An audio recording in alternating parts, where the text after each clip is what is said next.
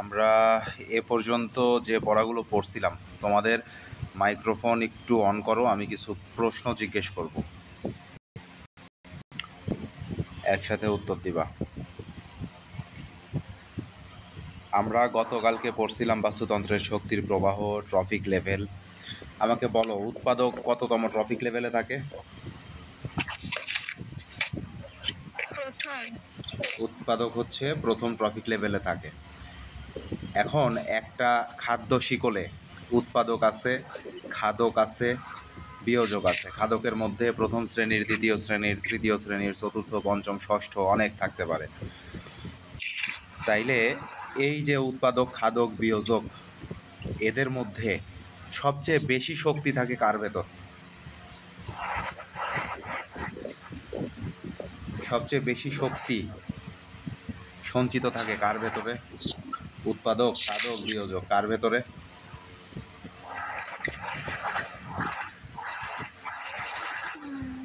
কার ভেতরে থাকে বলো, সবাই বলো।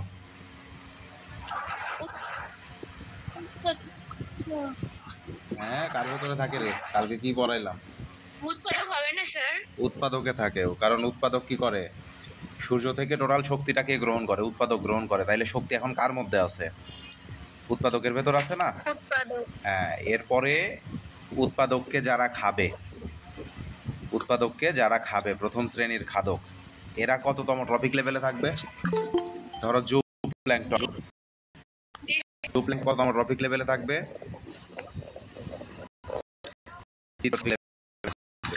এরপরে হচ্ছে, তাহলে এই যে স্তর যত বাড়বে, শক্তির প্রবাহ তত কি হইতে থাকবে? শক্তি তত কি হইতে থাকবে? কমবে না বাড়বে?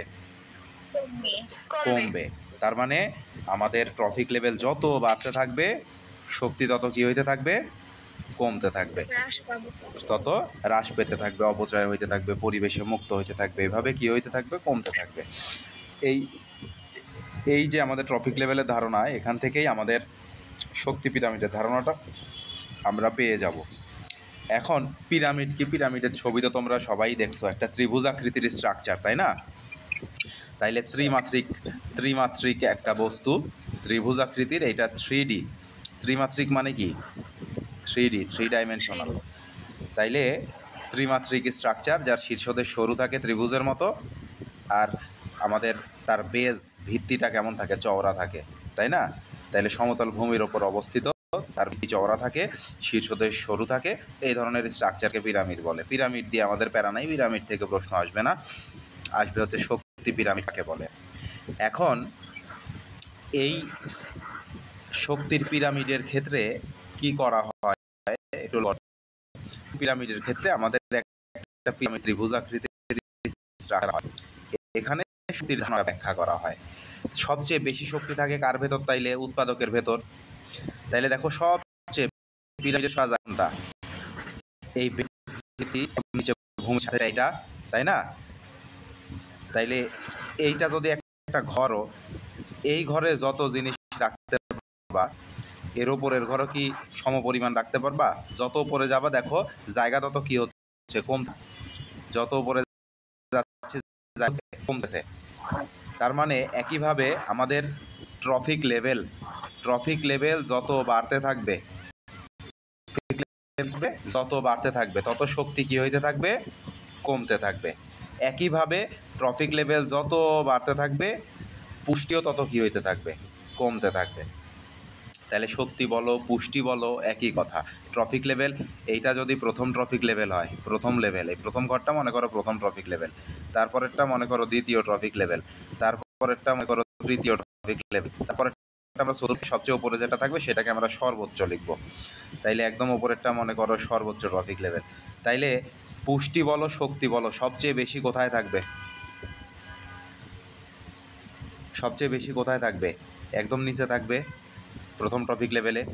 দ্বিতীয় ট্রফিক লেভেলে যে একটু কমবে, তৃতীয় ট্রফিক লেভেলে যাবে, এভাবে সর্বোচ্চ যে সবচেয়ে বেশি কী হয়ে যাবে? কমে যাবে। এভাবে শক্তি কমতে কমতে আমাদের এই ট্রফিক লেভেল যদি আরও বাড়তে থাকে, এক পর্যায়ে যে দেখা যাবে যে শক্তি বা পুষ্টি সব শেষ হয়ে গেছে, আর নাই, তাই না? তার মানে ট্রফিক লেভেল যত বাড়বে, শক্তি বলো, পুষ্টি বলো, তত কী হইতে থাকবে?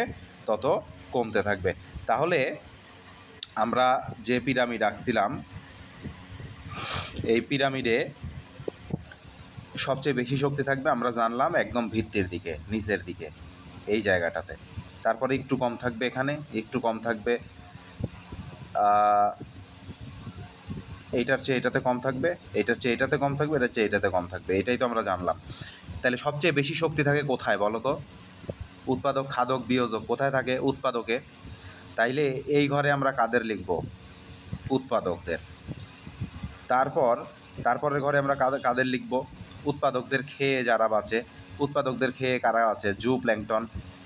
জুপ্ল্যাঙ্কটন। তারপরে এদের খেয়ে কারা বাঁচে? তাহলে জুপ্ল্যাঙ্কটন এরা কোন স্তরের খাদক হবে? প্রথম স্তরের খাদক। তারপরে জুপ্ল্যাঙ্কটনকে যারা খাবে তারা হবে দ্বিতীয় স্তরের খাদক। এখানে জুপ্ল্যাঙ্কটনকে কারা খাবে? মনে করো ছোট মাছ, তারপরে তোমার হচ্ছে বিভিন্ন পতঙ্গ, এরা হচ্ছে দ্বিতীয় স্তরের খাদক। তারপরে এদেরকে যারা খাবে একটু বড় মাছ, তারা হবে তৃতীয় স্তরের খাদক। তারপরে বড় মাছকে যদি আবার হাঙ্গর খায় তখন আবার হাঙ্গর হয়ে যাবে চতুর্থ স্তরের খাদক। এইভাবেই যে এক এক স্তরে আমাদের উৎপাদক থেকে শুরু করে বিভিন্ন স্তরের খাদকদের বসিয়ে যে আমরা একটা ত্রিমাত্রিক স্ট্রাকচার দাঁড় করাই, এইটাই হচ্ছে আমাদের কি শক্তি পিরামিড। আমরা বেসিক আলোচনা করলাম এতক্ষণ। আমরা এখন একটু চলে যাই আমাদের বইয়ে।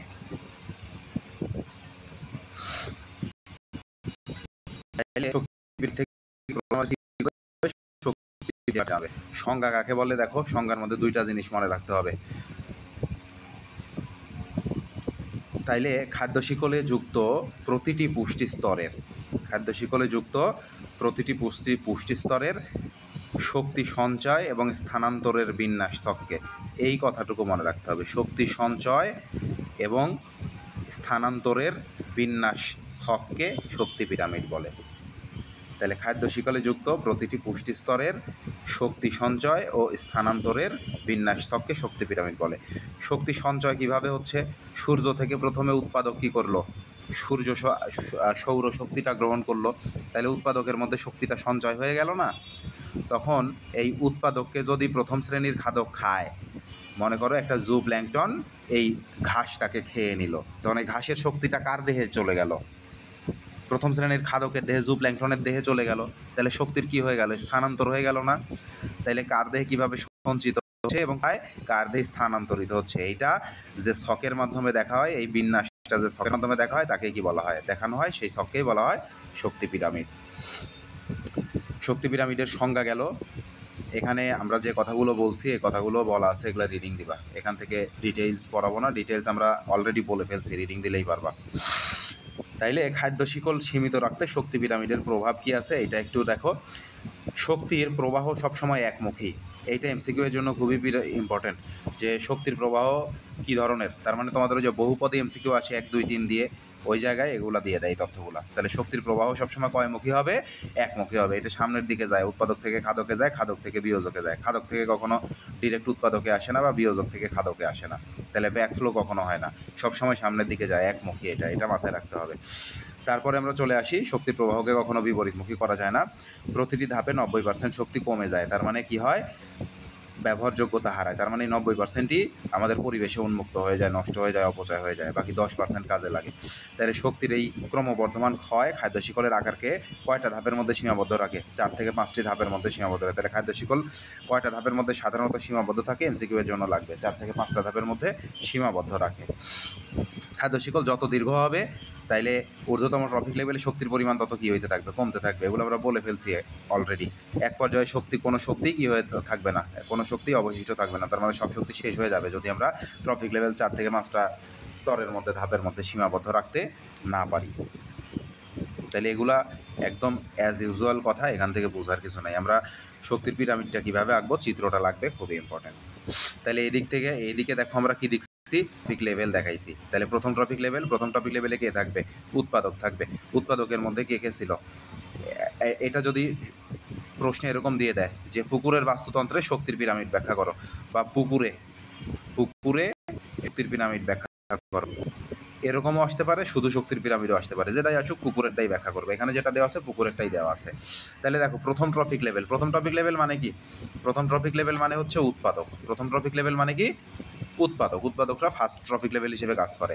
উৎপাদক হিসেবে কারা কাজ করে পুকুরে? ফাইটোপ্ল্যাঙ্কটন ছিল। ফাইটোপ্ল্যাঙ্কটনের সাথে আরেকটা জিনিস তোমরা দিতে পারো, আরেকটা কী ছিল? ম্যাক্রোফাইট, মনে আছে? পুকুরের কিনারে যে মাঝারি আকারের উদ্ভিদগুলো জন্মায় তাদেরকে বলা হয় ম্যাক্রোফাইট। তাইলে মূলত ফাইটোপ্ল্যাঙ্কটন এবং ম্যাক্রোফাইট এরা কী হিসেবে কাজ করবে? প্রথম ট্রফিক লেভেল হিসেবে কাজ করবে। তাইলে দেখো এখানে কি করবা, তোমার পরীক্ষায় যদি সময় কম থাকে, সময় নাই মনে করো, তখন শুধু নামগুলা লিখবা, চিত্র আঁকা লাগবে না। তাহলে প্রথম ট্রফিক লেভেল লিখবা, এই জায়গায় ফাইটোপ্ল্যাঙ্কটন ও ম্যাক্রোফাইট লিখে দিবা। আর যদি সময় থাকে তাইলে এই বরাবর এক সাইডে চিত্র আঁকবা, এক সাইডে নাম লিখবা। অথবা যদি এই চিত্রটা বড় করে আঁকতে পারো, প্রত্যেকটা চিত্র মিডিল বরাবর চিত্র আঁকবা। এইবার চিত্র থাকবে আর চিত্রের নিচে নাম থাকবে। মনে করো এখানে কিছু উদ্ভিদ এঁকে দিলে, যে এখানে যে উদ্ভিদগুলো আঁকা আছে এই উদ্ভিদগুলো কই আঁকবা? এই মিডিলে আঁকবা। মিডিলে এঁকে নিচে দিয়ে দিবা যে ফাইটোপ্ল্যাঙ্কটন ও ম্যাক্রোফাইট, ব্র্যাকেটে দিয়ে দিবা উৎপাদক। তাহলে এটা নিজের মতো করে নোট করে নিবা, আমি এখন আলাদা করে আর নোট করে দিব না, এটা আমি বলে দিচ্ছি, কথা শুনে শুনে এইভাবে নোট করে রাখবা। তাইলে আমরা এই শক্তির পিরামিডটা আঁকবো কীভাবে, একদম প্রথম থেকে দেখি। শক্তির পিরামিডটা আমরা কিভাবে আঁকবো একদম প্রথম থেকে, খুব মনোযোগ সহকারে লক্ষ্য করো, এগুলো আর রিপিট করব না। তাইলে প্রথমে আমরা একটা কি করব, প্রথমে তোমরা ত্রিভুজ এঁকে নিতে পারো, বা ত্রিভুজ এঁকে নিলে ভেতরে চিত্রগুলো আঁকার জায়গা থাকে না। ত্রিভুজ যদি আঁকো, এই ত্রিভুজটা পুরা পৃষ্ঠা জুড়ে আঁকবা, পুরা পৃষ্ঠা জুড়ে বড় করে আঁকবা, যেন মাঝখানে জায়গা বেশি থাকে। তাইলে প্রথমে আমরা একটা ত্রিভুজ এঁকে নিলাম, প্রথমে ত্রিভুজটা এঁকে নিলাম, তারপরে সবগুলোর আগে নাম লিখে ফেলবো। এই বরাবর নাম লিখবো, একদম নিচ বরাবর। তাইলে এখানে প্রথম ট্রফিক লেভেলে কে থাকবে? আমি একটু স্টেপগুলো লিখে দিই, এটা একটু মনে রাখো। এক নম্বরে আঁকবা হচ্ছে ত্রিভুজ, তারপরে 2 নম্বরে হচ্ছে ত্রিভুজের 2 সাইডের অংশগুলো। দেখো এই যে প্রথম, দ্বিতীয়, তৃতীয়, চতুর্থ ট্রফিক লেভেল, 4টা ট্রফিক লেভেল বসাবা। তাইলে ট্রফিক লেভেল বসাবা, ট্রফিক লেভেল কয়টা? 4টা। তাইলে ডান সাইডে ট্রফিক লেভেল বসাবা, আর বাম সাইডে দেখো শক্তি কমতেছে, দেখো 100% শক্তি ছিল কার মধ্যে? উৎপাদকের মধ্যে কত পার্সেন্ট শক্তি ছিল? 100%। এখান থেকে কত পার্সেন্ট নষ্ট হয়ে যায়? আমরা পড়ে আসলাম এখনই, 90% পরিবেশে ফিরে যায় বা নষ্ট হয়ে যায় বা অপচয় হয়। তাহলে 100 থেকে 90% নষ্ট হয়ে গেলে জুপ্ল্যাঙ্কটন পাবে কত পার্সেন্ট? 100 থেকে 90 বাদ দিলে 10%। এই 10-এর আবার 100 ভাগের 10-এর আবার 90% নষ্ট হয়ে যাবে, আমাদের থাকবে কতটুকু? 10% থাকবে। তাহলে 10-এর আমাদের 90% নষ্ট হয়ে গেলে 10% থাকলে সেটা হয় 1%। 1-এর আবার 10% থাকলে সেটা হয় 0.1%, 0.1। তাহলে এই এত হিসাবের দরকার নাই, জাস্ট মনে রাখবা 100 লিখবো, 10 লিখবো, 1 লিখবো, 0.1 লিখবো। তাহলে 110, 1। তাহলে প্রথমে লিখলে 100, একটা শূন্য বাদ দিলা পরেরটাতে, হয়ে গেল 10। আর একটা শূন্য বাদ দিলা পরেরটাতে, হয়ে গেল 1। সামনে একটা শূন্য বসায় পয়েন্ট বসায় দিলা, হয়ে গেল 0.1। তাইলে প্রথম ধাপে আমরা ত্রিভুজ আঁকলাম, প্রথম ধাপে আঁকলাম কি? সব মুছে দিছি, আচ্ছা আমি আবার দিচ্ছি। তাহলে প্রথম ধাপে আঁকবো হচ্ছে পিরামিড, প্রথম ধাপে আঁকবো পিরামিড। পিরামিডটাকে কি করব? 4 ভাগ, পিরামিডটাকে 4 ভাগ করে নিব। তাইলে এই যে মাঝখানে 3টা টান দিয়ে দিব, 1 2 3, তাহলে 4 ভাগ হয়ে যাবে, 1 ভাগ, 2 ভাগ, 3 ভাগ, 4 ভাগ। তাহলে 4 ভাগ করে নিব, 4 ভাগ করে নিয়ে প্রত্যেকটাতে কি লিখে দিব? একদম নিচেরটাতে trophic level 1, trophic level 2, trophic level 3, trophic level 4। তাইলে প্রথমে পিরামিড আঁকলাম 4 ভাগ করে, তারপরে 2 নম্বরে আমরা ট্রফিক লেভেল বসাইলাম, 4টা ট্রফিক লেভেল বসাইলাম। তারপরে এই পাশে শক্তি প্রবাহ, তাইলে তারপরে বসাইলাম হচ্ছে শক্তি। তাইলে ডানে ট্রফিক লেভেল বসাইলাম, বামে শক্তি বসাইলাম। শক্তি কীভাবে বসাইলাম? প্রথমে 100 লিখলাম, একটা শূন্য বাদ দিয়ে তারপরে 10 লিখলাম, আর একটা শূন্য বাদ দিয়ে 1 লিখলাম, তারপরে শূন্যটা আগে বসায় পয়েন্ট দিয়ে দিলাম 1-এর। তাহলে এই শক্তি। তারপরে 3 নম্বরে কী লিখব? যে 4টা ঘর আঁকছি, প্রত্যেকটা ঘরের নিচে হচ্ছে নামগুলো লিখব। এই যে ফাইটোপ্ল্যাঙ্কটন, তারপরে লিখব হচ্ছে ফাইটোপ্ল্যাঙ্কটন, তাইলে কী লিখবা দেখো, এটা একটু নোট করে নাও। এখানে আমরা কি লিখতে বলছি, ফাইটোপ্ল্যাঙ্কটন যোগ ম্যাক্রোফাইট, এরা কি হিসেবে কাজ করবে? এই ফাইটোপ্ল্যাঙ্কটন এবং ম্যাক্রোফাইটের ওপরে অবশ্যই উৎপাদক থাকবে, উৎপাদক। তাহলে উৎপাদক দিয়ে টান দিবা, নিচে ফাইটোপ্ল্যাঙ্কটন ও ম্যাক্রোফাইট লিখবা। তারপরেরটাতে কি হবে, উৎপাদকদের যারা খাবে তারা মূলত কি কোন শ্রেণীর খাদক? প্রথম স্তরের খাদক, শ্রেণী না বলে একটি স্তর বলবা। তাহলে প্রথম স্তরের খাদকের মধ্যে কে কে থাকে নিচে লিখে দিবা, জু প্ল্যাঙ্কটন আর যে থাকে। আমরা পুকুরের বাস্তুতন্ত্রে এইভাবে লিখছিলাম না, যে প্রথম স্তরের খাদক নিচে ব্র্যাকেটে লিখে দিছিলাম, ঠিক ওই জিনিসটাই এখানে এসে বসায় দিবা। তারপরে এখানে লিখবা দ্বিতীয় স্তরের খাদকের মধ্যে কে কে থাকে নামগুলো লিখে দিবা। তারপরে মনে করো যে এইটা কোন স্তরের খাদক হচ্ছে, তৃতীয় স্তরের খাদক যা থাকে, তৃতীয় স্তরের খাদক লিখবা, লিখে যারা থাকে তাদের নামগুলো লিখে দিবা, লিখে পাশে একটু মাংসাশী প্রাণী কথাটা লিখবা। তাহলে এইভাবে আমরা এই ত্রিভুজ আঁকার পর একদম নিচ দিয়ে এই বরাবর দিয়ে নামগুলো লিখবো, যেন ওপরে ছবি আঁকার জায়গা থাকে। তারপরে যদি সময় পাও ওপরে ছবি আঁকবা, তাহলে এখানে উৎপাদকের 2-4টা ছবি এঁকে দিবা। এখানে ছোটো মাছ জু প্ল্যাঙ্কটনের যেরকম ছবি আঁকছিলাই, যে 2-4টা ছবি এঁকে দিবা। এত ছবি আঁকার দরকার না, 1-2টা করে আঁকবা। তারপরে দ্বিতীয় শ্রেণীর খাদকের একটু বড় মাছের 2-1টা ছবি আঁকবা। তারপরে তৃতীয় স্তরে একটা হাঙরের ছবি এঁকে দিবা, কাজ শেষ। ছবি আঁকতে পারলে ভালো, ছবি আঁকতে পারলে ফুল মার্ক পাবা, না আঁকতে পারলেও সমস্যা নাই, 1 মার্ক কম পাবা যদি সব কিছু লিখতে পারো। নিচে শক্তির পিরামিড কথাটা উল্লেখ করতে হবে। তাহলে প্রথমে আমরা কি করলাম, প্রথমে আঁকবো আমরা পিরামিড, তারপরে ট্রপিক লেভেল আর শক্তি দুই পাশে বসাই দিব, যে ট্রপিক লেভেল আর শক্তি। তারপরে সবগুলোর নাম লিখব, সব স্তরের নাম লিখব। তাইলে স্তরের নাম, বা এটা আমরা বলতে পারি যে ট্রপিক লেভেলের নাম, কোন লেভেলে কে কাজ করতেছে আর কি। এখানে 3 নম্বরের নাম প্লাস উদাহরণ লিখে রাখো, নাম প্লাস উদাহরণ, তার মানে কোনটা থেকে থাকে সেটা আর উদাহরণ। তাহলে এইভাবে আমরা শক্তির পিরামিডটা আঁকতে পারি। এখানে কারো কোনো সমস্যা আছে কিনা বলো? সমস্যা না থাকলে আমরা নেক্সট যাব, সমস্যা থাকলে দ্রুত একটু মাইক অন করে বলো।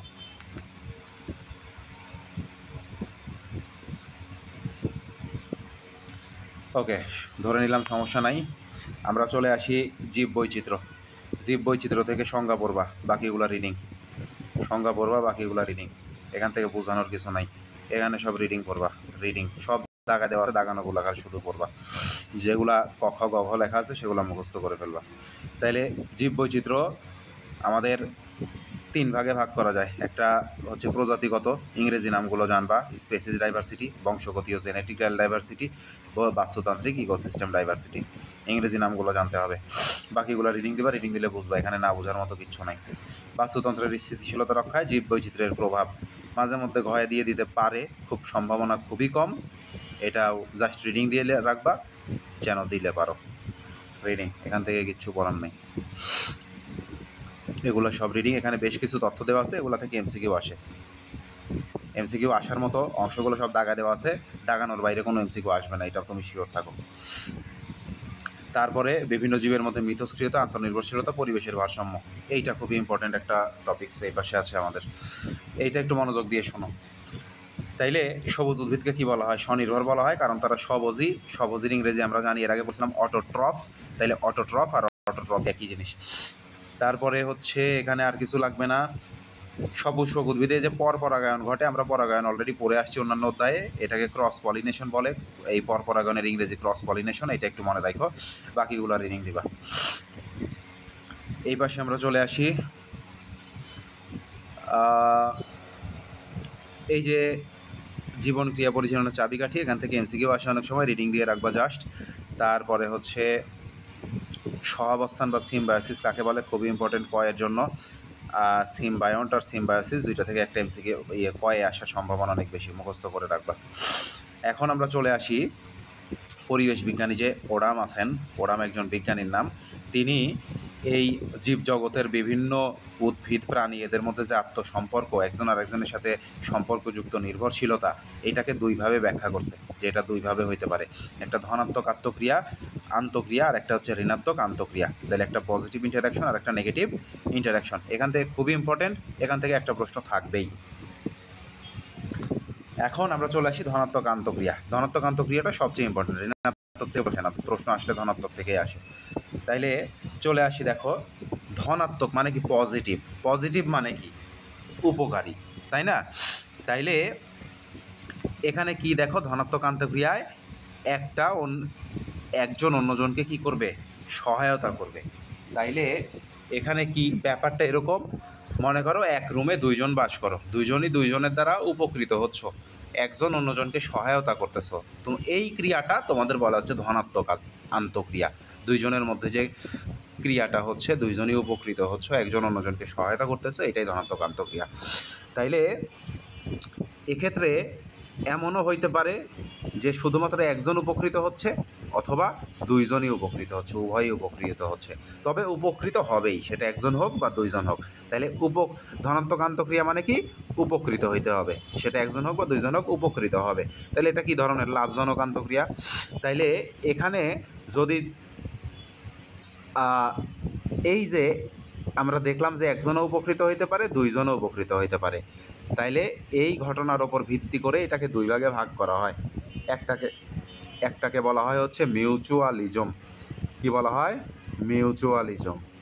ফেসবুকে তোমার মিউচুয়াল ফ্রেন্ড থাকে না, মনে করো মানে আমারও ফ্রেন্ড লিস্টে আছে, তোমারও ফ্রেন্ড লিস্টে আছে, ওদেরকে বলা হয় কি মিউচুয়াল ফ্রেন্ড। তাইলে এই যে মিউচুয়াল মানে কি, যে উভয়েই কমন এখানে। তাইলে সহযোগীদের যদি উভয়ই উপকৃত হয়, দুইজনই উপকৃত হয়, তখন সেটাকে বলা হয় মিউচুয়ালিজম। তো দুইজনের ফ্রেন্ড লিস্টেই থাকে, তাদেরকে মিউচুয়াল ফ্রেন্ড বলে। এখানে কি দুইজনই উপকৃত হয়, তার মানে এইটাকে কি বলা হয়, মিউচুয়ালিজম বলা হয়। উদাহরণটা হচ্ছে সবচেয়ে ইম্পর্টেন্ট। দেখো মৌমাছি, উদাহরণ এই যে 1-2 করে উল্লেখ করে দেওয়া আছে, এখানে আমাদের দুইটা উদাহরণ দেখি আমরা। মৌমাছি আমাদের কি করে, মধু সংগ্রহের জন্য ফুলে যায়। ফুলে যেয়ে মৌমাছি জানেই না তার পায়ের মাধ্যমে, মুখের মাধ্যমে এক ফুল থেকে আরেক ফুলে যখন যায়, তখন পরাগরেণু এক ফুল থেকে আরেক ফুলে যেয়ে পড়ে, তখন পরাগায়নও হয়ে যায়। তাহলে ফুল উপকৃত হচ্ছে মৌমাছির দ্বারা, মৌমাছির দ্বারা ফুল উপকৃত হচ্ছে কি না, পরাগায়ন হচ্ছে, তার মানে উপকৃত হচ্ছে। আবার মৌমাছি নিজেও ফুল থেকে কি পাচ্ছে, মধু পাচ্ছে। তাহলে এখানে ফুলও উপকার পেল, মৌমাছিও কি পেল, উপকার পেল। এই জন্য এটাকে কি বলা হচ্ছে, মিউচুয়ালিজম, ধনাত্মক আন্তঃক্রিয়ার মিউচুয়ালিজম। আবার অনেক পাখি বাদুড় ফল খেয়ে বাঁচে, বিশেষ করে এই যে বটের ফল। বাদুড় কী করে, বটের ফল এক জায়গায় খায়, খেয়ে মনে করো যে খাইছে হচ্ছে আমাদের পাবনায় বটের ফল খাইছে, খায় এসে বাদুড়টা উঠতে উঠতে নাটোর চলে এসছে, নাটোর এসে হাগু করে দিছে, আর নাটোরে সেই হাগু থেকে বটের ফল থেকে বট গাছ হয়ে গেল। তাইলে এই যে দেখো যে গাছের বংশ বৃদ্ধি ঘটতেছে, গাছ উপকৃত হইল। তাইলে আবার এই পাখি বাদুর নিজের খাবার পাইলো ওই গাছ থেকে, তার মানে নিজেও উপকৃত হইল। তাহলে দুইজনই উপকৃত হচ্ছে, এই ঘটনাটাকে বলা হচ্ছে কি মিউচুয়ালিজম। তাইলে এই যে পাখি বাদুর খাইলে এখানে কি ঘটে, উদ্ভিদের বিস্তার ঘটে, আর এখানে মৌমাছি মধু খাইলে এখানে পরাগায়ন ঘটে। দুইটাই হচ্ছে কিসের উদাহরণ, মিউচুয়ালিজমের উদাহরণ। ঠিক আছে, এরপরে আমরা চলে আসি পরের পৃষ্ঠায়। 3 নম্বর উদাহরণ কি, যে এই উদাহরণটা সবচেয়ে ইম্পর্টেন্ট। তোমার পরীক্ষায় আসলে যদি 3টা উদাহরণ না দিয়ে একটা উদাহরণ দিতে হয়, তাইলে দিতে হবে এই উদাহরণটা, স্টার করে রাখতে হবে। দেখো এই যে শৈবাল আর ছত্রাক, এই দুজন একই সাথে বাস করে। শৈবাল আর ছত্রাক কি করে, একই সাথে বাস করে। এখন মনে করো এইটা একটা শৈবাল, আর মনে করো এইটা একটা ছত্রাক। শৈবালের দেখে মনে ছত্রাক হয়েছে, বাট দেখে এই দুইটাকে মনে হয় যে একটাই জিনিস। দুইটাকে দেখে কি মনে হয় যে একটাই জিনিস। তাইলে তখন এই যে দুইটাকে দেখে যখন একটাই জিনিস মনে হয়, তখন এই জিনিসটাকে বলা হয় হচ্ছে লাইকেন। তাইলে লাইকেনের মধ্যে কে কে আছে, লাইকেনের মধ্যে কে কে আছে, লাইকেনের মধ্যে আছে নীল কালারের শৈবাল, লাইকেনের মধ্যে আছে ছত্রাক। তাহলে শৈবাল আর ছত্রাক মিলে কি গঠন করে, লাইকেন গঠন করে। তাহলে শৈবাল এবং ছত্রাক কি এখানে একসাথে অবস্থান করে, তার মানে এটা সহাবস্থান। তাহলে শৈবাল এবং ছত্রাকের সহাবস্থানকেই কি বলে, লাইকেন বলে, বা শৈবাল এবং ছত্রাক সহাবস্থানের মাধ্যমে কি গঠন করে? লাইকেন গঠন করে। এখন লাইকেন গঠন করলো, লাইকেনের মধ্যে শৈবালও আছে, ছত্রাকও আছে। এখন আমরা এখানে শৈবাল কি উপকার পায়, ছত্রাক কি উপকার পায় আমরা একটু দেখি। প্রথমে চলে আসি ছত্রাক। ছত্রাক বাতাস থেকে জলীয় বাষ্প সংগ্রহ করে। জলীয় বাষ্পের সংকেত কি রে? জলীয় বাষ্পের সংকেত, জলীয় বাষ্প আর পানির সংকেত H2O। শুধু পানির ক্ষেত্রে এটা কি থাকে? এল। পানির ক্ষেত্রে ব্র্যাকেটে এল দিতে হয়, এল মানে কি? লিকুইড। আর জলীয় বাষ্পের ক্ষেত্রে এই ব্র্যাকেটের মধ্যে এখানে এল না দিয়ে দিতে হয় ছোট হাতের জি, গ্যাস। তার মানে পানি আর জলীয় বাষ্পের সংকেত কি? একটা লিকুইড বা তরল, পানিটা হচ্ছে তরল আর জলীয় বাষ্পটা হচ্ছে গ্যাস। ওকে, তাহলে ছত্রাক জলীয় বাষ্প সংগ্রহ করে বাতাস থেকে, আর হচ্ছে খনিজ লবণ সংগ্রহ করে। কয়টা জিনিস সংগ্রহ করলো? জলীয় বাষ্প আর খনিজ লবণ। এখন ছত্রাক তো আর সালোক সংশ্লেষণ করতে পারে না, সালোক সংশ্লেষণ করতে পারে কে? শৈবাল। শৈবালটা সবুজ কালারের। তাইলে শৈবাল এই ক্লোরোফিলের মাধ্যমে সালোক সংশ্লেষণ করবে। আর সালোক সংশ্লেষণ করতে হইলে কি লাগে? পানি লাগে। তাহলে এই যে পানি কই পাবে সে? শৈবাল জলীয় বাষ্প থেকে পাচ্ছে। তাইলে এই জলীয় বাষ্প পাশাপাশি খনিজ লবণ এগুলা ব্যবহার করে শৈবাল তার ক্লোরোফিলের মাধ্যমে, সবুজ শৈবাল, তাইলে তার দেহে ক্লোরোফিল থাকবে, ক্লোরোফিলের মাধ্যমে শর্করা জাতীয় খাদ্য তৈরি করে। এই শর্করা জাতীয় খাদ্য শৈবাল নিজেও খায়, ছত্রাকও খায়। তাইলে দেখো শৈবাল উপকার কি পাইলো?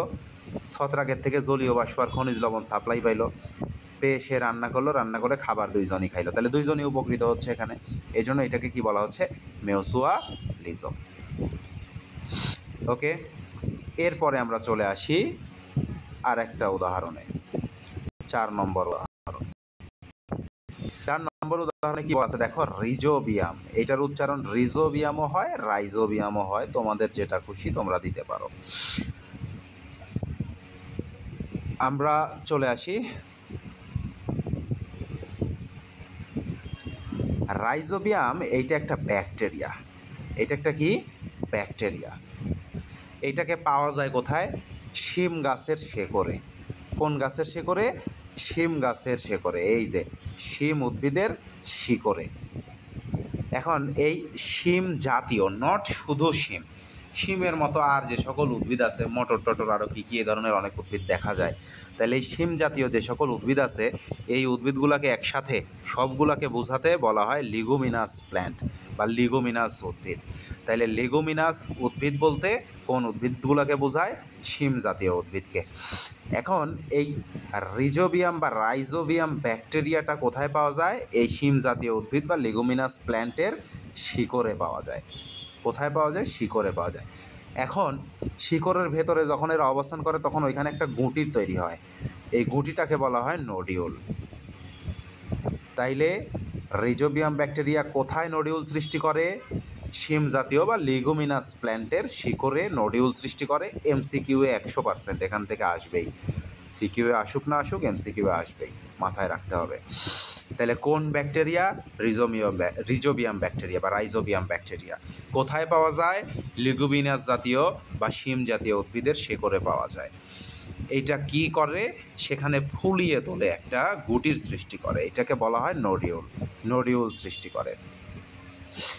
এখন এই নোডিউলে কি হয়? বাতাসে, আমাদের বাতাসে সবচেয়ে বেশি থাকে কোন উপাদান বলো তো? কেউ কি জানো? মাইক্রোফোন অন করে বলো তো যদি কেউ জানো কি না, কোন গ্যাসটা বাতাসে সবচেয়ে বেশি থাকে? সবচেয়ে বেশি থাকে হচ্ছে নাইট্রোজেন। সবচেয়ে বেশি থাকে কে? নাইট্রোজেন। নাইট্রোজেন থাকে কত পার্সেন্ট? নাইট্রোজেন থাকে টোটাল বাতাসের গ্যাসের 78.1% সম্ভবত। তাইলে সবচেয়ে বেশি থাকে কোন গ্যাস বাতাসে? সবচেয়ে বেশি থাকে নাইট্রোজেন। এই যে এই শিম জাতীয় উদ্ভিদের জন্যই নাইট্রোজেনটা খুবই ইম্পর্ট্যান্ট, দরকারি। এই জন্য এই শিম জাতীয় উদ্ভিদের মূলে যে রাইজোবিয়াম ব্যাকটেরিয়া থাকে, এই ব্যাকটেরিয়াটা বাতাস থেকে নাইট্রোজেনকে গ্রহণ করে এই নোডিউলে জমা করে রাখে, সংবন্ধন করে রাখে। এই জমা করে রাখাটাকেই বলা হয় সংবন্ধন করে রাখা। তাইলে ব্যাকটেরিয়া শিম গাছকে কি দিল? নাইট্রোজেন দিল। তো নাইট্রোজেনটা কার প্রয়োজন ছিল? শিম গাছের প্রয়োজন ছিল। তাহলে শিম গাছ একটা উপকার পেয়ে গেল ব্যাকটেরিয়ার থেকে। এখন দেখি ব্যাকটেরিয়া কী উপকার পায়। বিনিময়ে শিম গাছ থেকে সে কী করে? শর্করা জাতীয় খাদ্য গ্রহণ করে। তাহলে শিম গাছ সবুজ, সে সালোক সংশ্লেষণ প্রক্রিয়ায় খাদ্য তৈরি করবে, সেই খাদ্যটাকে গ্রহণ করবে এই ব্যাকটেরিয়া, রাইজোবিয়াম ব্যাকটেরিয়া। তাহলে সে নাইট্রোজেন দিচ্ছে, বিনিময়ে খাদ্য নিচ্ছে। এই যে দুইজনই উপকৃত হইল, এইটাকেই বলা হয় মিউচুয়ালিজম। খুবই ইম্পর্টেন্ট মিউচুয়ালিজম। আমি আর একবার একদম মুখে বলে দিই প্রথম থেকে। আমরা পড়তেছিলাম ধনাত্মক আন্তঃক্রিয়া। ধনাত্মক আন্তঃক্রিয়াতে কি? দুইজনের মধ্যে আন্তঃক্রিয়া হবে, দুইজনের আন্তঃক্রিয়ার মধ্যে একজন অথবা দুইজন, একজন অথবা উভয়েই উপকৃত হবে। ক্ষতির কোনো সম্ভাবনা নাই এখানে। একজন অথবা উভয়েই উপকৃত হবে, নট ক্ষতি। এখানে ক্ষতির কোনো প্রশ্নই নাই। একজন অথবা উভয়েই উপকৃত হবে। একজন উপকৃত হইলে সেইটাকে আমরা কমেন্সালিজম বলবো। এই যে একজন মাত্র উপকৃত হইলে সেটাকে আমরা কমেন্সালিজম বলবো, আর উভয়েই উপকৃত হইলে সেইটাকে আমরা মিউচুয়ালিজম বলবো। মিউচুয়ালিজমের উদাহরণ কী কী আছে? মৌমাছি আর মধু, সেখানে পরাগায়ন ঘটে। তারপরে পাখি আর বাদুড়, সেখানে পাখি আর বাদুড় খাবার খায়, আবার বীজের বিস্তার, উদ্ভিদের বিস্তার ঘটে। তারপরে শৈবাল আর ছত্রাক লাইকেন তৈরি করে। তাহলে শৈবাল আর ছত্রাক লাইকেন তৈরি করলো। ছত্রাক হচ্ছে জলীয় বাষ্প আর খনিজ লবণ সরবরাহ করে, আর শৈবাল হচ্ছে খাদ্য সরবরাহ করে। তারপরে আমরা চলে আসি রাইজোবিয়াম আর লিগুমিনাস উদ্ভিদ। তাহলে রাইজোবিয়াম লিগুমিনাস উদ্ভিদের মূলে নোডিউল তৈরি করে, সেখানে নাইট্রোজেন সংবধন করে। তাইলে ব্যাকটেরিয়া নাইট্রোজেন দিল, বিনিময়ে খাদ্য নিল, কাজ শেষ। কমেন্সালিজমে চলে আসি আমরা।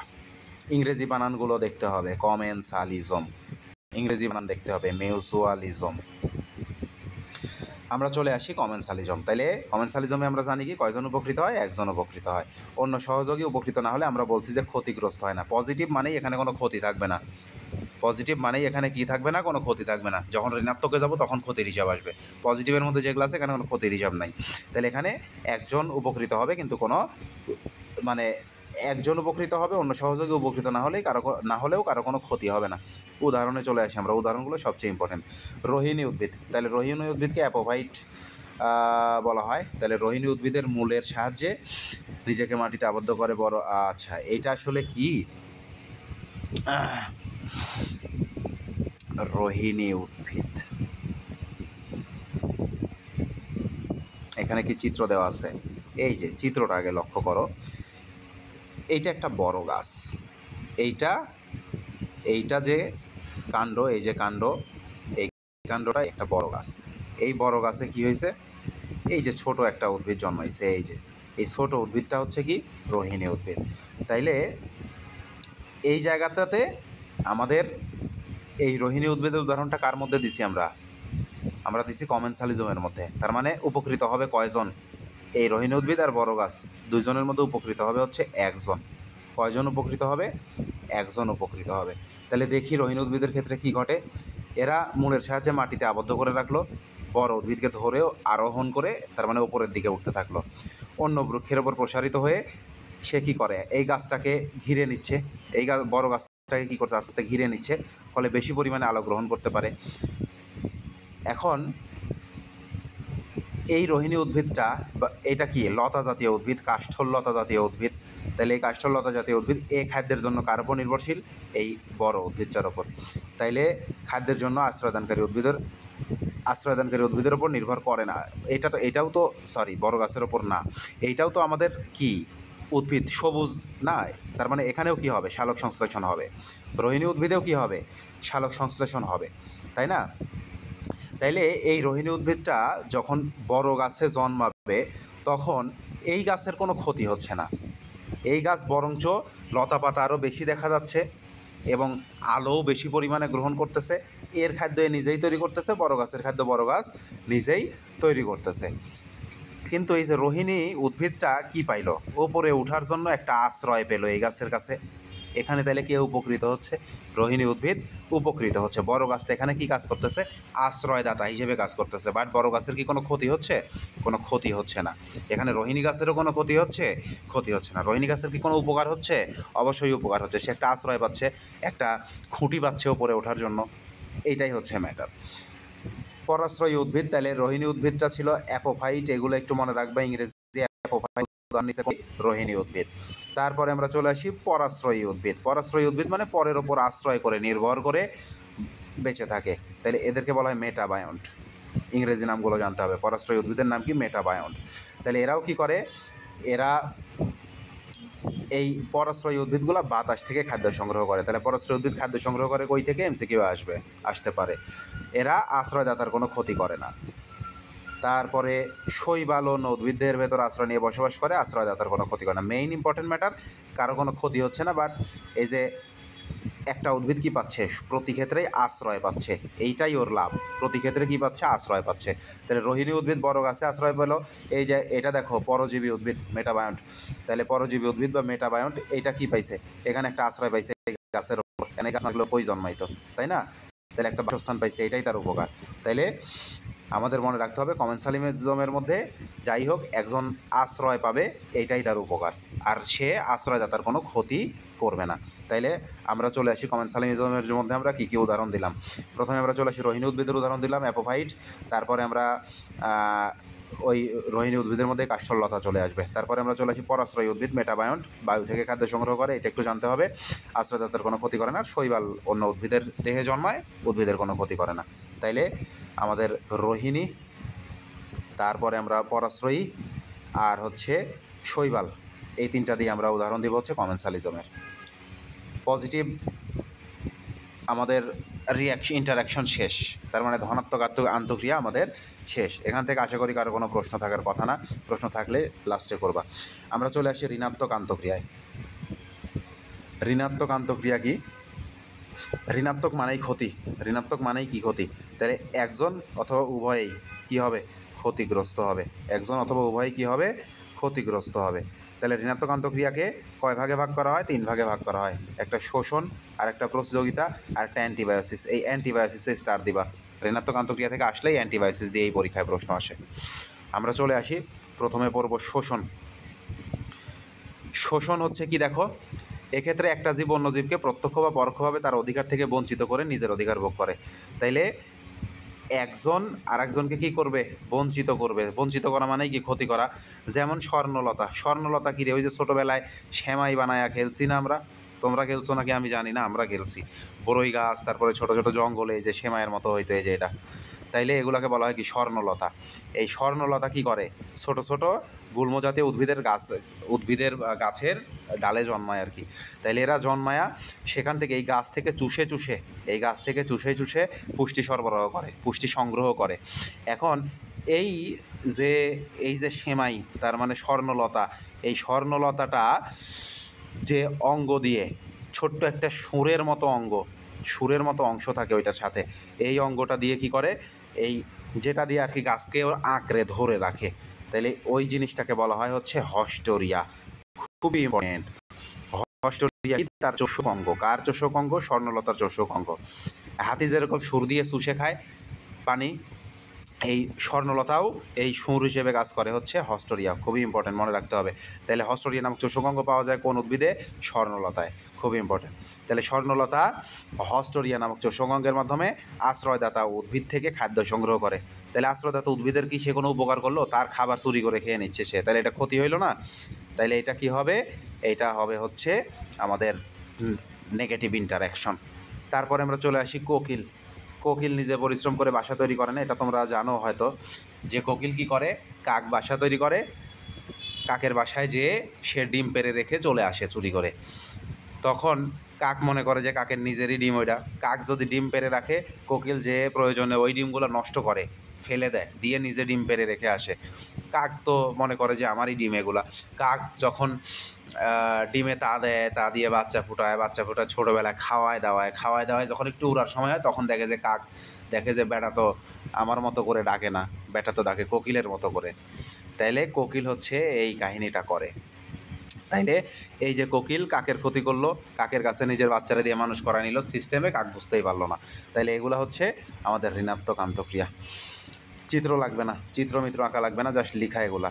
তারপরে আমরা চলে আসি প্রতিযোগিতা। আমরা ওই যে আন্তঃপ্রজাতিক আর অন্তঃপ্রজাতিক প্রতিযোগিতা, ওইটা আমরা পড়ে আসছি, এখান থেকে কিছু নাই। আমাদের লাগবে মূলত অ্যান্টিবায়োসিস, স্টার করে রাখবা। তার মানে নেগেটিভ থেকে আসলে, নেগেটিভ ইন্টারাকশন থেকে আসলে, ঋণাত্মক আন্তঃক্রিয়া থেকে আসলে শুধুমাত্র অ্যান্টিবায়োসিস থেকেই প্রশ্ন আসবে, আর এখান থেকে উদাহরণ থেকে আসে। ঠিক আছে, মোস্ট ইম্পর্টেন্ট হচ্ছে অ্যান্টিবায়োসিস। তাহলে অ্যান্টিবায়োসিস কি?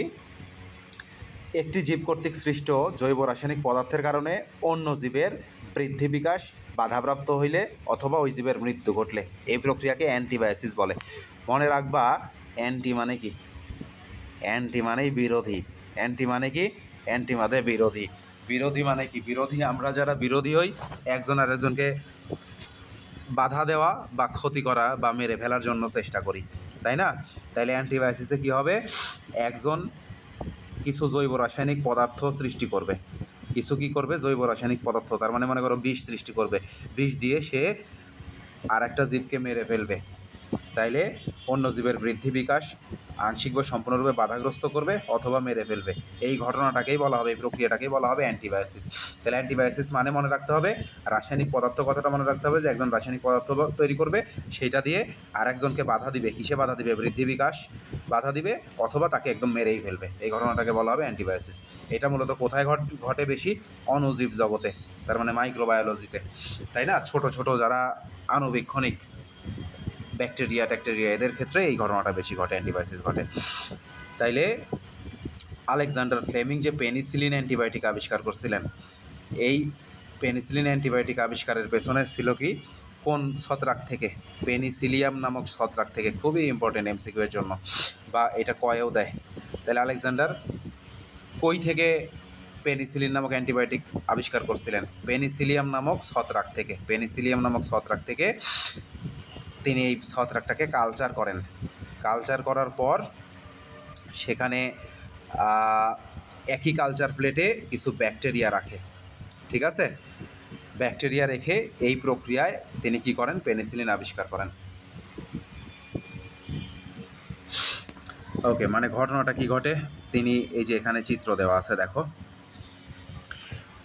কালচারটা কি এইটা আগে বুঝতে হবে। এটা বুঝতে হলে এই যে কালচারটা কি, কালচারটা কি?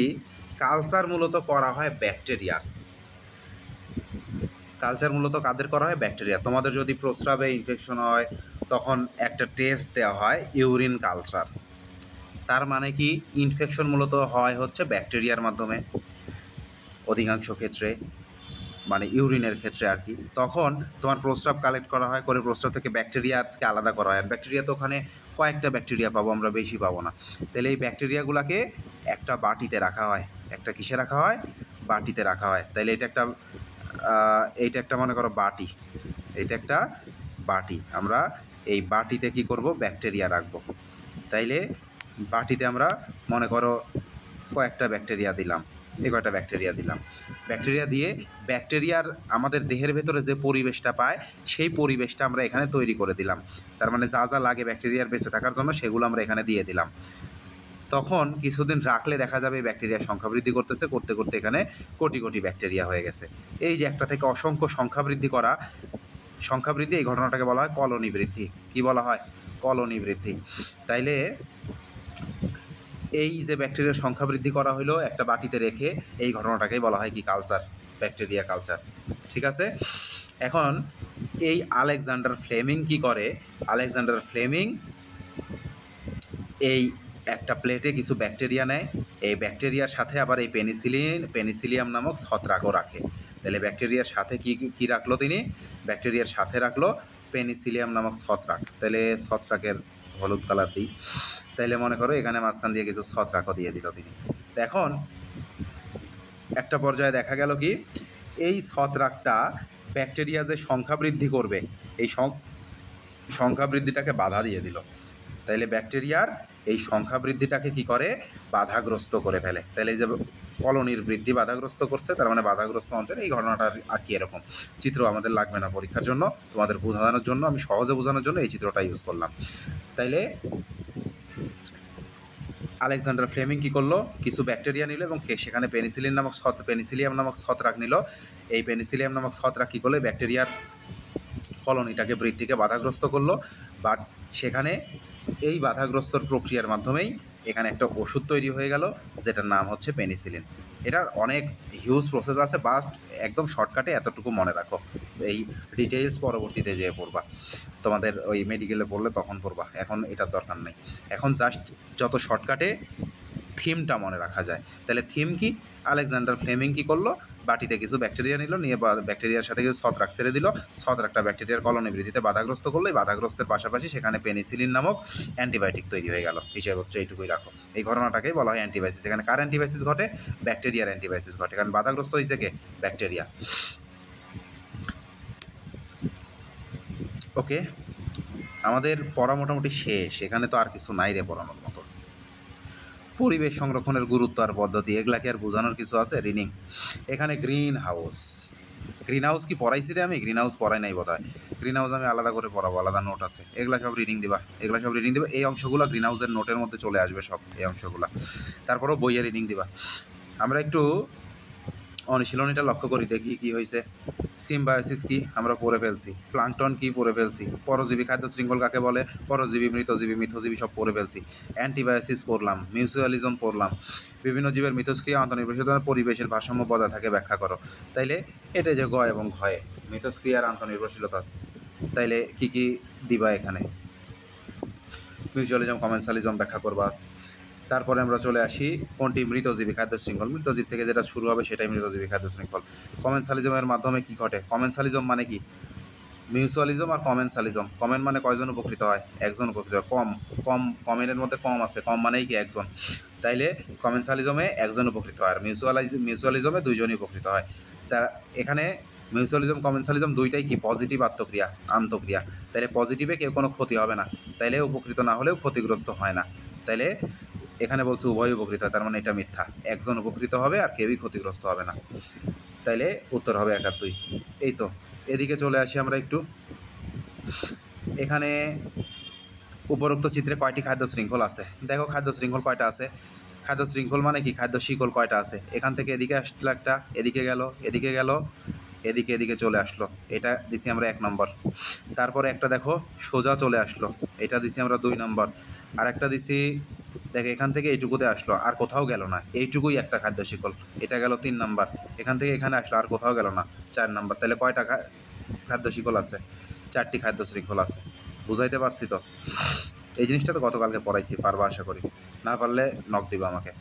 উদ্দীপকের আলোকে দ্বিতীয় স্তরের খাদক কোনটি? তাহলে দ্বিতীয় স্তরের খাদক কাকে বলে? উৎপাদককে যারা প্রথম স্তরের খাদক। প্রথম স্তরের খাদকের মধ্যে জুপ্ল্যাঙ্কটন থাকে, আর প্রথম স্তরের খাদককে যারা খায় তারা দ্বিতীয় স্তরের খাদক। তাহলে এখানে দেখি আমাদের উৎপাদককে, উৎপাদক সবুজ উদ্ভিদ প্রথম। আচ্ছা, এগুলো একটু আউট করে দিতে হবে। তাহলে দেখো উৎপাদক হিসেবে কাজ করতেছে সবুজ উদ্ভিদ। সবুজ উদ্ভিদকে যারা খাবে তারা সবাই কী হবে? প্রথম স্তরের খাদক। সবুজ উদ্ভিদকে কে কে খায় আমরা দেখি? ঘাসফড়িং খায়, ঘাসফড়িং প্রথম স্তরের খাদক। ছোট পাখি খায়, ছোট পাখি প্রথম স্তরের খাদক, এটাও প্রথম স্তরের খাদক। ছোট মাছ খায়, এটাও প্রথম স্তরের খাদক। কারণ সবুজ উদ্ভিদকে যে খাবে, উৎপাদককে যেই খাবে সেই কী হবে? প্রথম স্তরের খাদক। তাহলে এই যে আমি এখানে দাগায় দিয়ে দিছি যে এরা কি প্রথম স্তরের খাদক। তাহলে প্রথম স্তরের খাদককে যারা খাবে তারা দ্বিতীয় স্তরের খাদক। তাহলে প্রথম স্তরের খাদক এখানে কে খাচ্ছে?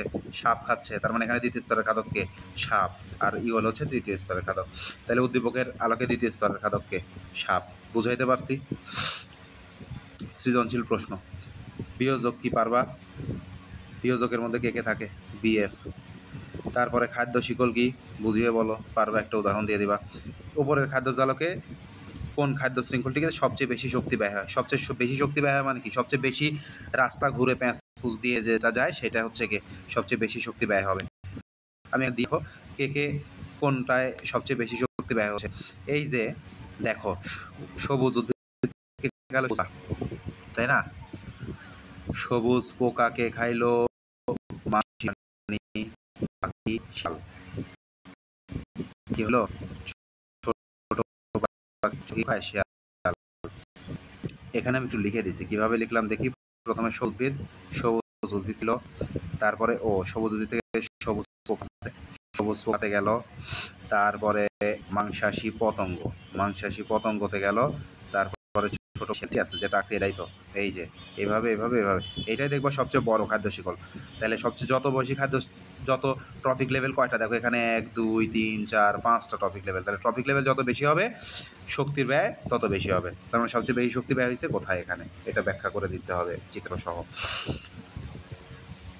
তাইলে উপরের খাদ্য জলে কোন খাদ্য শৃঙ্খলটিতে সবচেয়ে বেশি খাদ্য শক্তি হয়, এটা দিতে হইলে এখানে কোন কোন খাদ্য শিকল আছে, কয়টা খাদ্য শিকল আছে সবগুলো আগে দেখাইতে হবে।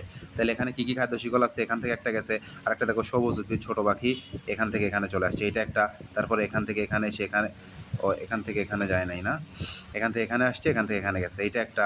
তারপরে এইটা একটা। সবগুলো খাদ্য শিকল আগে লিখতে হবে। লেখার পর লিখতে হবে যে এই যে সবচেয়ে বড় এটাতে ট্রফিক লেভেল বেশি আছে, এক ট্রফিক লেভেল থেকে আরেক ট্রফিক লেভেলে শক্তি, আরেক ট্রফিক লেভেলে গেলে শক্তির অপচয় হয়, তার মানে এখানে সবচেয়ে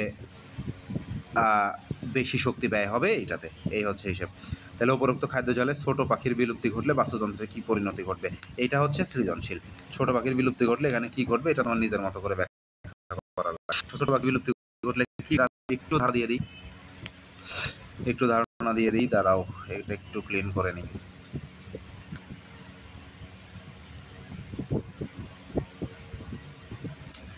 দেখো ছোট পাখি কোথায় আছে, ছোট পাখি এখানে আছে। তাহলে ছোট পাখির বিলুপ্ত ঘটলে এই পরের অংশগুলো কি আর, ছোট পাখি থেকে যারা খাবার পাচ্ছে তারা কি আর খাবার পাবে? ছোট পাখিটা থেকে মাংসাশী পতঙ্গ তো পাচ্ছে না, শেয়াল পাচ্ছে, শুধু শেয়াল পাচ্ছে। তাহলে তারা কি খাবার পাবে? আলটিমেটলি দেখো ছোট পাখি যদি সবুজ উদ্ভিদ না খায় তাইলে সবুজ উদ্ভিদের পরিমাণ অনেক বেড়ে যাবে। সবুজ উদ্ভিদের পরিমাণ বাড়লে সবুজ পোকার পরিমাণ বাড়বে, তাইলে পোকার আক্রমণ বেশি হবে। পোকাটাকে ধরো যে মাংসাশী পতঙ্গও খাইলো, ঠিক আছে পোকা খাইলো, কিন্তু এই যে এই মাংসাশী পতঙ্গকে, ছোট পাখি না থাকলে এই মাংসাশী পতঙ্গ কি আর নষ্ট হবে? হবে না, মাংসাশী পতঙ্গটা বেড়ে যাবে। কারণ মাংসাশী পতঙ্গ কী করবে, ব্যাপক হারে, যেহেতু এদের মৃত্যু হচ্ছে না তাই না, এরা ব্যাপক হারে সবুজ পোকা নিধন শুরু করবে। এখন সবুজ পোকা নিধন হইতে হইতে একসময় সবুজ পোকা নষ্ট হয়ে যাবে, তখন এরা সবুজ পোকা শেষ হয়ে গেলে মাংসাশী পতঙ্গ কী হয়ে যাবে, খাদ্যাভাবে পড়ে যাবে, এরাও একসময় বিলুপ্ত হয়ে যাবে। আবার এই দিকে আসো, যে ছোট পাখি শামুককে খায় তাই না, তারপরে এই শামুকের পরিমাণটা, ছোট পাখি যদি না থাকে শামুককে খাইতে পারবে না, শামুকের পরিমাণটা কী হয়ে যাবে, প্রচুর পরিমাণে বেড়ে যাবে। এইভাবে আবার ছোট পাখি যদি না থাকে পরবর্তী স্তরে কি হবে, শক্তির প্রবাহটাও কমে যাবে। এইভাবে একটা খাদ্য শিকলে বা একটা বাস্তুতন্ত্রে যে কোনো ট্রফিক লেভেলের যদি বিলুপ্তি ঘটে, এক পর্যায়ে যে এইটা ইমব্যালেন্স হয়ে, এই বাস্তুতন্ত্রটা ইমব্যালেন্স হয়ে প্রকৃতিরই বিলুপ্তি ঘটার সম্ভাবনা থেকে যায়। আমরা চলে আসি, এটা হচ্ছে গ্রিন হাউস ইফেক্ট থেকে প্রশ্ন করছে। দেখো জীববৈচিত্র্য কাকে বলে আমরা পড়ে ফেলছি, কমেন্সালিজম কি পড়ে ফেলছি, চিত্রে তাপমাত্রার ভিন্নতার কারণ ব্যাখ্যা করো, এটা গ্রিন হাউস ইফেক্ট। চিত্রে প্রক্রিয়াটির প্রতিক্রিয়া পরিবেশে কী প্রভাব বিস্তার করে বিশ্লেষণ করো, এটা গ্রিন হাউস ইফেক্টের ক্ষতিকর প্রভাব। আমরা গ্রিন হাউস ইফেক্ট এখানে দিয়ে দিছি। 10 মিনিট লাগবে গ্রিন হাউস ইফেক্ট পড়াইতে, আমি পড়ায় শেষ করে দিই, এই অধ্যায়টা শেষ হয়ে যাবে। এটা তোমাদের বইয়ে 1 লাইন 2 লাইনে দেওয়া আছে, বাট আমাদের এতগুলো জিনিস পড়তে হবে, এই যে এতগুলো জিনিস পড়তে হবে, এখান থেকে কিচ্ছু করার নাই। এটা খুবই সহজ একটা জিনিস। দেখো গ্রিন হাউসটা কি আমরা লক্ষ্য করি, গ্রিন হাউস মূলত একটা কাঁচের ঘর। এটা কি একটা কাঁচের তৈরি ঘর। এটা কোথায় তৈরি করা হয়, শীত প্রধান দেশে। কোথায় তৈরি করা হয়, শীত প্রধান দেশে। কেন তৈরি করা হয়, শীত প্রধান দেশে তো গ্রীষ্মকালীন সবজি শাক এগুলো উৎপন্ন হবে না, মানে এগুলো উৎপন্ন করার জন্য এরকম একটা ঘর বানানো হয়। এখন কাঁচ আমরা জানি এটা কিসের তৈরি ঘর, কাঁচের তৈরি ঘর। কাঁচ আমরা জানি তাপ অপরিবাহী বা কুপরিবাহী, তার মানে তাপ পরিবহন করে না। কাঁচ কী করে না, তাপ পরিবহন করে না। তার মানে কাঁচের ভেতরে যদি আমরা একটা মোমবাতি জ্বালায় রাখি, বাইরের দিকে আমরা আবহাওয়াতে ওইটা বুঝবো না যে খুব গরম হয়েছে কিনা, কিন্তু এটার যদি দরজা সিস্টেম থাকে খুলে ভেতরে হাত দিলে ভেতরে দেখবো অনেক গরম হয়ে আছে। ব্যাপারটা এরকম, কাঁচের ঘর ভেতরে গরম থাকে বেশি। ওকে, তাইলে এই ঘরে কি ঘটে দেখো, বেসিকটা আগে বোঝো। তাইলে গ্রিন হাউস কি, মূলত কাঁচের তৈরি একটা ঘর। কোথায় তৈরি করা হয়, শীত প্রধান দেশে। এই ঘরে কি হয়, সূর্য থেকে আলো আসে, এই ঘরের ভেতর কিছু উদ্ভিদ রাখা হয়। কি রাখা হয়? সবুজ উদ্ভিদ রাখা হয়। সূর্য থেকে আলো আসে, উদ্ভিদগুলোতে পানি দেওয়া হয়। আলো পানির সমন্বয়ে এরা সালোকসংশ্লেষণ বিক্রিয়া করে এবং এই যে সূর্য থেকে আলো এবং তাপ আসলো, আসার ফলে কাঁচের ঘরের ভেতরে ঢুকলে তখন এই কাঁচের ঘরের ভেতরে তাপমাত্রাটা বাড়তে থাকে, কিন্তু এই তাপটা বাইরে আর আসতে পারে না, ভেতরে আটকা পড়ে যায়।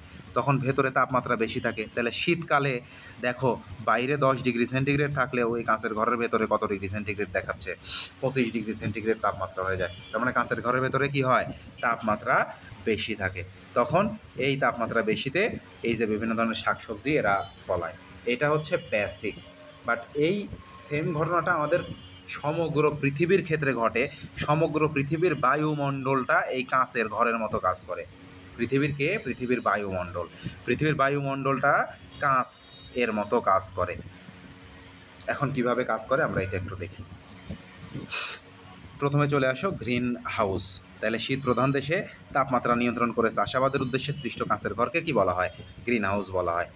তাইলে আমরা জানি সূর্য থেকে প্রাপ্ত শক্তি, সূর্য থেকে কোন কোন শক্তি পাই? তাপ শক্তি আর আলোক শক্তি। এটার 10% সালোক সংশ্লেষণে ব্যয় হয়, বাকি 90%ই বিকিরণ প্রক্রিয়ায় পরিবেশে ফিরে যায়। তাইলে গ্রিন হাউসের এই সূর্যালোক থেকে প্রাপ্ত 10% শক্তি কাঁচের ঘরের ভেতরে উদ্ভিদ কর্তৃক সালোক সংশ্লেষণে ব্যবহৃত হয়। তাহলে সূর্যের যে 100% আসলো কাঁচের ঘরের ভেতর, তার মধ্যে 10% উদ্ভিদ ব্যবহার করলো, বাকি কত পার্সেন্ট বিকিরিত হবে? 90% বিকিরিত হবে। তাহলে এই বিকিরিত 90% শক্তি কী হিসেবে বিকিরিত হয়? তাপ শক্তি হিসেবে বিকিরিত হয়। তখন ওই ঘরের তাপমাত্রাটা বাড়তে থাকে। তাহলে কাঁচ তাপ কুপরিবাহী হয়, এর ভেতর দিয়ে তাপ চলাচল করতে পারে না বললেই চলে। ফলে কাঁচের তৈরি গ্রিন হাউসের বিকিরিত তাপ শক্তিটা ঘরের ভেতরেই আবদ্ধ থাকে এবং ভেতরের তাপমাত্রা কী করে? বৃদ্ধি করে।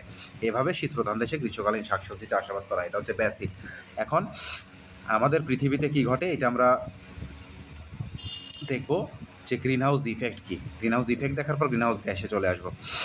তাইলে আগে গ্রিন হাউস গ্যাসটা পড়ায় ফেলি। গ্রিন হাউস গ্যাসে চলে আসো। দেখো বায়ুমণ্ডলে আমাদের কিছু গ্যাস থাকে। এই বায়ুমণ্ডলের কিছু গ্যাস, এখানে বানান টানান ভুল আছে, এগুলো ঠিক করে, এটা ভূপৃষ্ঠের হবে। তাহলে বায়ুমণ্ডলের যেসব গ্যাস ভূপৃষ্ঠ, আমাদের সূর্য থেকে পৃথিবীতে আলো এবং তাপ দুইটাই আসে। আসার পর এখানেও একটা অংশ আমাদের মাটি শোষণ করে নেয়, আমাদের বিভিন্ন কাজে লাগে এবং ওইটা বিকিরিত হয়ে পরিবেশে ফিরেও যায়। তাইলে বিকিরিত তাপশক্তিকে এই পৃথিবীর বায়ুমণ্ডল, আমরা বললাম কাঁচ হিসেবে কাজ করে, পৃথিবীর বায়ুমণ্ডল এটা আটকে রাখে। তার মানে পৃথিবীর যে চারপাশ দিয়ে একটা বাতাসের স্তর আছে, এই বাতাসের স্তরটা এই তাপটাকে আর পৃথিবীর বাইরে যেতে দেয় না। ফলে পৃথিবীর আমাদের আশেপাশেই এই তাপটা কী হয়ে থাকতেছে? আটকে থাকতেছে। তাইলে বায়ুমণ্ডলে যেসব গ্যাস ভূপৃষ্ঠের বিকিরিত তাপশক্তিকে পৃথিবীর বায়ুমণ্ডলে আটকে রেখে পৃথিবীর তাপমাত্রা বৃদ্ধি ও পরিবেশের ক্ষতি সাধন করে, তাদেরকে কি বলে? গ্রিন হাউস গ্যাস বলে। গ্রিন হাউস গ্যাসের মধ্যে কে কে আছে? Carbon dioxide, carbon monoxide, CH4, carbon dioxide, carbon monoxide, methane এবং N2O, নাইট্রাস অক্সাইড, আর হচ্ছে জলীয় বাষ্প H2O, এগুলো থাকে।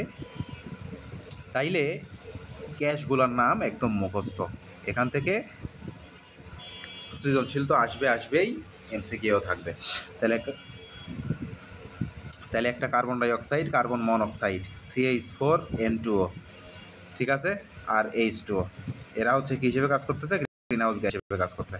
এখন চলে আসি গ্রিন হাউস ইফেক্ট। তাহলে এই গ্রিন হাউস গ্যাসগুলো আছে, এই গ্রিন হাউস গ্যাসের ফলে কি হবে? আবহাওয়ার তাপমাত্রা বৃদ্ধি পাবে। তাহলে গ্রিন হাউস গ্যাসের ফলে আবহাওয়া মণ্ডলের তাপমাত্রা বৃদ্ধি পাওয়াকেই কি বলা হয়?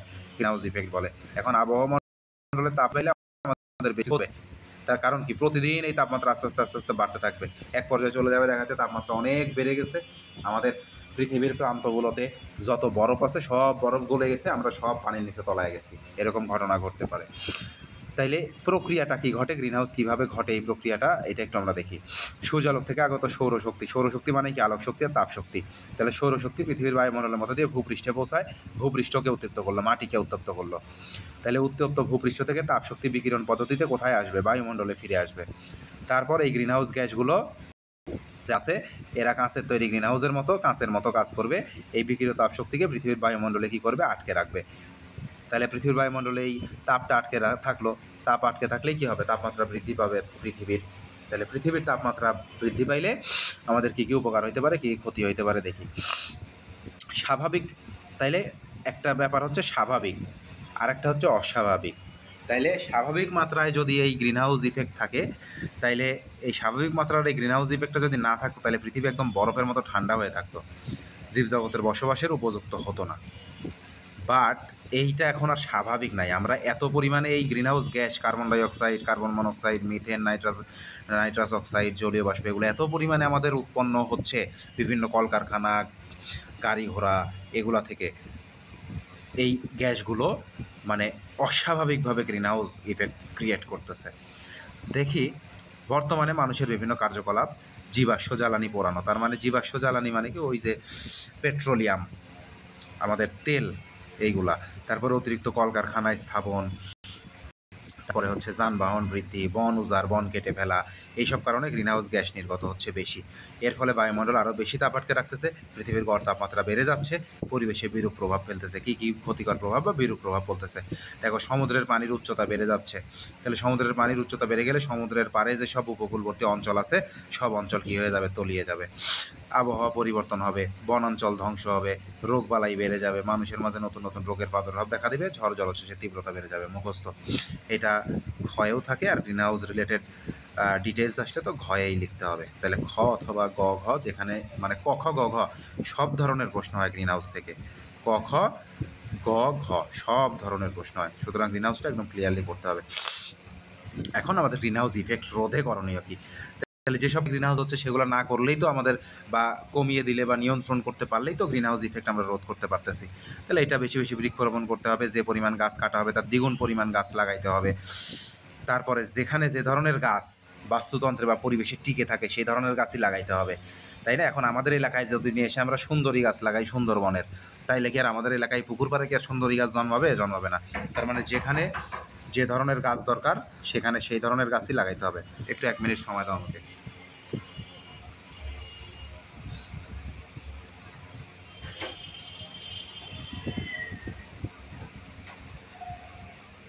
ওকে, তারপরে চলে আসো শিল্প কারখানা, বিদ্যুৎ কেন্দ্র স্থাপন নির্মাণের আগে ওই এলাকায় এই কারখানাগুলোর বিরূপ প্রভাব থাকবে কিনা পরিবেশের ওপরে, এটা খেয়াল করতে হবে।